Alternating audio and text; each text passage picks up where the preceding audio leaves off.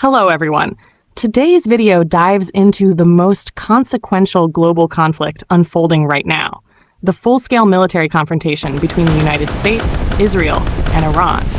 This isn't a local clash, it's reshaping geopolitics, economics, and security around the world. 2. Why this matters. In late February 2026, a major military campaign began when the United States and Israel launched coordinated assaults on Iranian targets. This marked one of the most dramatic escalations between Tehran and Washington in decades, with strategic goals that include dismantling Iran's missile capabilities, nuclear ambitions, and influence in the region. 3. Timeline of the conflict, 2-5. Let's go through the key events day by day. 28th of February, if you're ready. Joint U.S.-Israel strikes hit military, command, and nuclear-related facilities in Iran, including the killing of Iran's supreme leader and senior officials. 1 to 2nd of March, Iran begins widespread retaliatory missile and drone attacks on U.S. bases across the Gulf states and missile salvos toward Israel. 3 to 4th March, heavy bombardment continues over Iranian cities like Tehran and Qom. Explosions rock civil infrastructure. Water and power systems suffer damage. 4 to 5th of March, a U.S. submarine torpedoes an Iranian warship off the coast of Sri Lanka, representing a significant escalation beyond the Middle East. Today, day 6, Iranian strikes hit U.S. bases in Iraq, Qatar, and elsewhere. Missile intercepts are confirmed, protests erupt inside Iran, and intense fighting continues across multiple fronts. Nurse number 4. Breakdown of military actions, 5-8. On the battlefield, U.S. and Israeli air campaigns have targeted Iranian missile sites, defense systems, and key infrastructure. Iran is responding with missiles and drones striking U.S. assets and nearby countries, including Bahrain, Kuwait, Qatar, the UAE, and Iraq. Hezbollah and allied militias are engaging Israeli forces in Lebanon and along the northern border. The Strait of Hormuz, a critical global oil choke point, has seen shipping disruptions and threats to commercial tankers. These dimensions make this not just a bilateral war, but a full regional conflict affecting multiple nations. 5. Political responses and debates. 8 to 11. Back in the United States, political leaders are sharply divided. The Senate blocked a resolution aimed at limiting the president's war powers, with Republicans largely supportive of continued military action. So now, critics argue that launching war without clearer objectives or broad support risks dragging the U.S. into a prolonged and costly campaign. Iran's UN ambassador called the U.S. attack totally stupid and a betrayal of diplomatic negotiations that were underway. Tehran is framing its response as defense, saying Iran was attacked while talks on limiting nuclear and missile programs were in progress. This political dimension adds complexity, with global leaders, diplomats, and regional powers split on how to respond.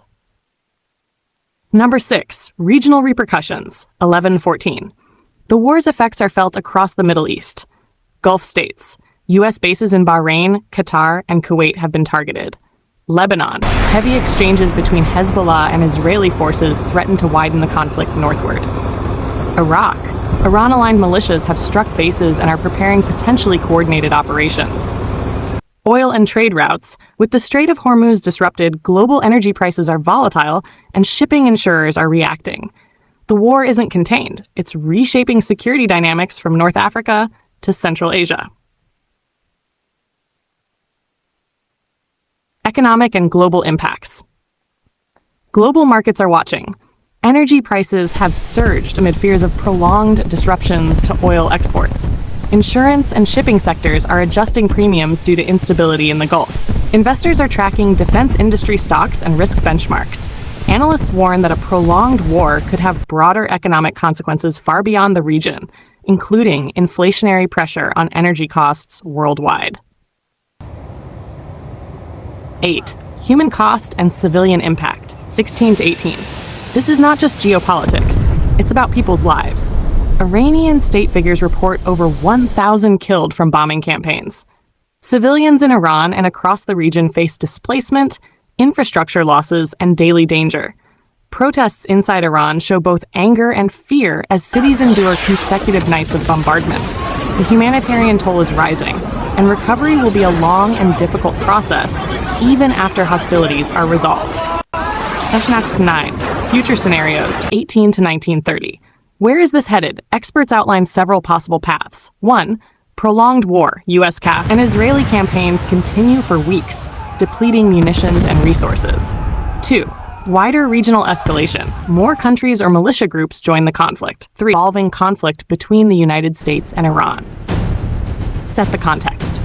Over the past week, tensions between the United States, Iran, and Israel have escalated into open military conflict. A joint military campaign by the U.S. and Israel, known internally by names like Operation Epic Fury and Operation Lion's Roar, began on February 28, 2026, after weeks of failed negotiations and mounting threats. What has happened so far? U.S. and Israeli forces have launched widespread air and missile strikes inside Iran, targeting ballistic missile sites, air defenses, and command infrastructure. Iran has responded with missile and drone attacks against U.S. diplomatic and military targets across the Gulf region, including bases and embassies. Casualties are mounting. State media reports thousands killed in Iran, and several U.S. service members have died. A U.S. submarine sank an Iranian warship far from the Middle East, a rare escalation beyond regional waters. Regional impact. The conflict isn't contained to Iran and the Gulf. Iran has targeted facilities in Bahrain and other nearby countries, and there are reports of strikes affecting shipping in strategic waterways like the Strait of Hormuz. This critical choke point handles a large share of global oil exports, so disruptions there are driving global energy price volatility. Diplomatic angle and divisions. At the same time, diplomatic efforts were underway before the fighting, with talks in Switzerland and Oman aiming at nuclear and security agreements. But they yielded no major breakthrough, and soon after this, the military campaign kicked off. International reactions are mixed. Some nations have voiced opposition to the conflict, and there are disputes even among traditional U.S. partners about the use of foreign bases for the military campaign. Political and strategic context. U.S. leaders say the campaign aims to degrade Iranian missile and nuclear capabilities. But critics, both domestic and international, question the legality and long-term impact of such an expansive military action. Meanwhile, Iran's leadership has framed the conflict as resistance to foreign aggression, and Iranian military forces are actively engaging on multiple fronts. Why this matters? This conflict has huge implications for regional stability in the Middle East, global energy markets, international law, and diplomatic relations worldwide. The fighting shows no sign of stopping yet, and the possibility of broader escalation remains a major concern for global security. Conclusion: stay tuned. This situation is ongoing and changing fast. If you want updates or deeper analysis, let me know in the comments and subscribe for future videos. All right, everyone. That's the latest update on the developing situation between the United States and Iran. This story is still unfolding, and the global impact could be huge. I'll continue bringing you the latest updates, analysis, and important news from around the world. If you found this video helpful and want to stay informed about major global events like this, make sure you subscribe to the channel and turn on the notification bell so you don't miss our next update. Also, share this video with your friends so more people can understand what's happening right now. And if you have any thoughts about this conflict, leave a comment below. I'd love to hear your opinion. Thanks for watching, stay informed, stay safe, and I'll see you in the next video.